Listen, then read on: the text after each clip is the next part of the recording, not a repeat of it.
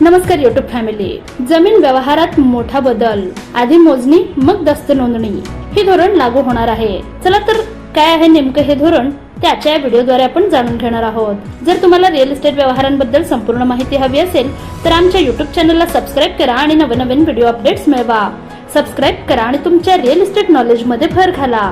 महसूल विभागाने जमीन व्यवहार पारदर्शक करण्यासाठी तसेच जमिनीच्या वादांवर कायमस्वरूपी तोडगा काढण्यासाठी आधी मोजणी मग दस्त नोंदणी अशा पद्धतीची अंमलबजावणी करण्याचा निर्णय घेतला. येत्या 1.5 वर्षात संपूर्ण राज्यात या पद्धतीनुसार नोंदणी होणार आहे. त्या दृष्टीने महसूल विभागाने पावले उचलली आहेत. अनेकदा खरेदी खतामध्ये जमिनीचे वर्णन चुकीचे असल्याने किंवा प्रत्यक्ष जागेवर जमीन वेगळीच असल्याने मोठे वाद निर्माण होतात. तसेच जमिनीचा ताबा नसतानाही खरेदीचे व्यवहार होतात. प्रत्यक्षात ताबा घेतेवेळी खरेदीदाराच्या लक्षात येते की आपली फसवणूक झाली आहे. खरेदी खत झाले आहे तरी 7/12 उतार्यावर खरेदीदाराचे नाव येत नाही. अशा सर्व प्रकारांना आळा बसावा. जमिनीच्या व्यवहारांमध्ये पारदर्शकता आणि वादविवाद टाळण्यासाठी महसूल विभागाने आधी मोजणी मग दस्त नोंदणी आणि त्यानंतरच फेरफार अशा त्रिसूत्री पद्धतीचा अवलंब करण्याचा निर्णय घेतला आहे.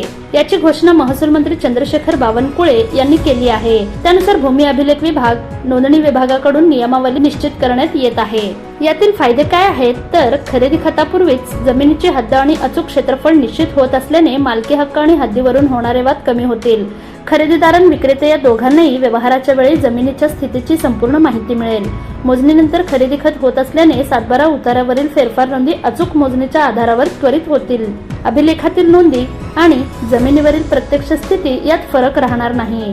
बँकांकडून जमिनीवर कर्ज घेण्याची प्रक्रियाही सुलभ होईल. परंतु यात आव्हाने काय आहेत तर खरेदी खतापूर्वी मोजणी बंधनकारक केल्यास भूमी अभिलेख विभागाच्या मोजणी कामाचा भार प्रचंड वाढेल. सध्याच मोजणीसाठी विलंब लागतो. या धोरणामुळे ही प्रतीक्षा अधिक वाढू शकते.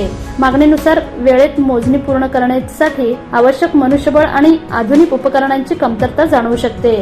जुन्या रेकॉर्डचे डिजिटलायझेशन पूर्ण झाले नसल्याने ठिकाणी अचूक मोजणी करण्यात तांत्रिक अडचणी येऊ शकतात. एखादा व्यवहार तातडीने पूर्ण करायचा असल्यास मोजणीची प्रक्रिया पूर्ण होईपर्यंत नागरिकांना थांबावे लागेल.